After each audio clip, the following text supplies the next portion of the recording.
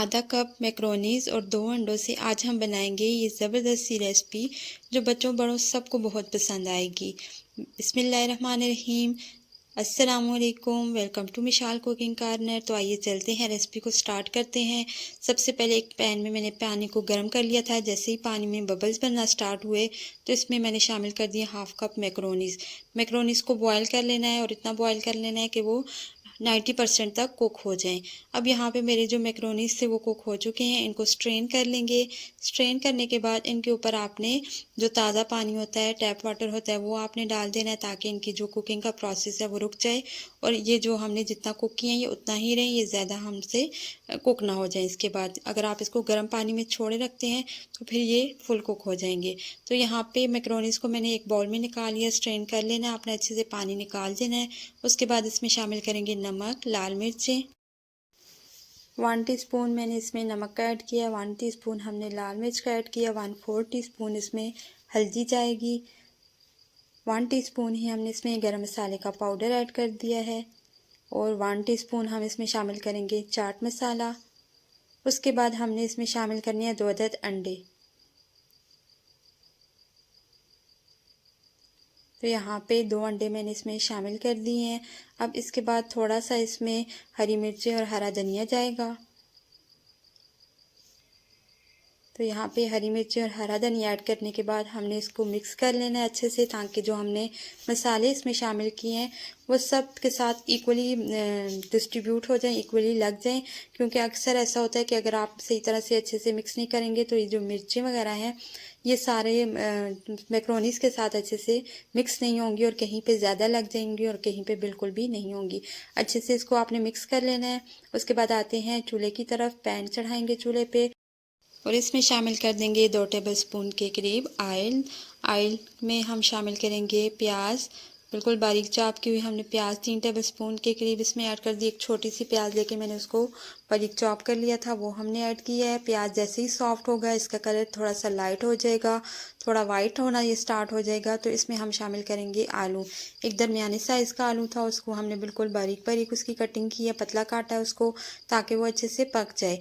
अब यहाँ पे आलू आप बॉयल भी शामिल कर सकते हैं, लेकिन अगर आप बॉयल आलू शामिल करेंगे तो फिर आपने उसको बाद में ऐड करना है। तो आलू थोड़ा सा जैसे ही सॉफ्ट हुआ है उसके बाद हमने इसमें गाजर ऐड किया है। हाफ़ कप हमने इसमें गाजर ऐड की है और बिल्कुल ये भी मैंने बारीक बारीक चॉप कर ली थी।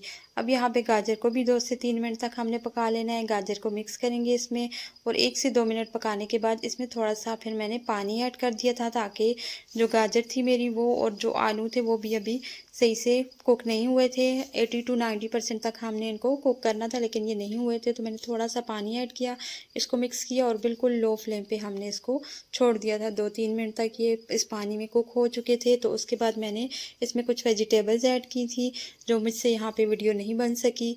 तो यहाँ पे मैं आपको बता देती हूँ कि मैंने इसमें हाफ़ कप कैबेज यूज़ की थी, बंद गोभी, और एक बिल्कुल हाफ जो थी वो मैंने इसमें शिमला मिर्च की बारीक कट के वो ऐड की थी। ये दोनों वेजिटेबल्स मैंने ऐड की थी। उसके बाद मैंने कुछ मसाले इसमें ऐड किए थे, जिनमें नमक, लाल मिर्चें, हल्दी और चाट मसाला मैंने इसमें ऐड किया था और उनकी क्वांटिटी भी मैंने मेंशन कर दी है कि मैंने वो चीज़ें कितनी कितनी डाली हैं। अब उसके बाद सॉसेस ऐड किया मैंने इसमें, सोया सॉस, चिली सॉस और विनेगर ऐड करने के बाद इसको मिक्स करेंगे और बिल्कुल मैंने जैसे ही वेजिटेबल्स ऐड की थी तो उसके साथ ही मैंने मसाले भी ऐड कर दिए थे, सॉसेस भी, ताकि हमारी जो वेजिटेबल्स हैं जो हमने बाद में ऐड की हैं वो भी थोड़ी सॉफ्ट हो जाए इन्हीं सॉसेस में और हमें पानी भी ऐड ना करना पड़े।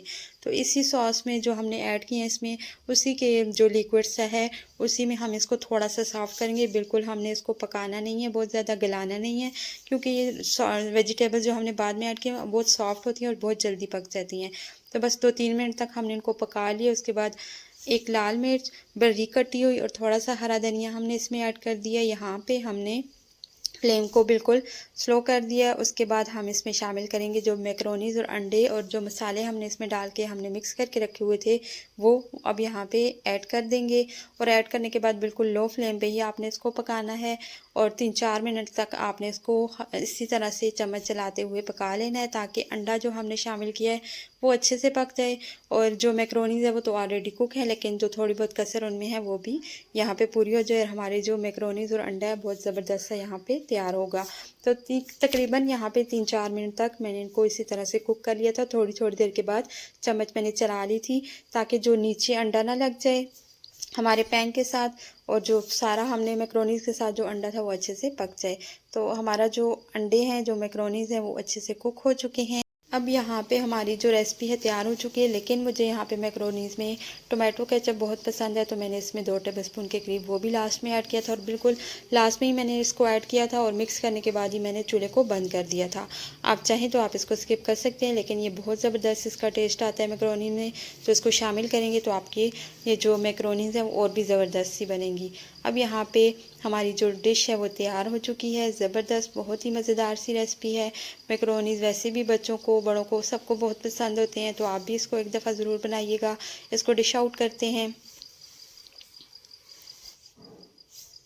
तो यहाँ पे आप इसको ईद की डिशेस के लिए भी उसके मेन्यू में भी रख सकते हैं, और वैसे भी आप इसको बच्चों को, बड़ों को बना के दीजिएगा, सबको बहुत पसंद आएगा। और अगर आपको मेरी ये वीडियो अच्छी लगी हो तो मेरी वीडियो को लाइक और चैनल को सब्सक्राइब ज़रूर कर लीजिएगा, शेयर भी कर दीजिएगा, और मुझे दुआओं में याद रखिएगा। Thanks for watching. अल्लाह हाफिज़।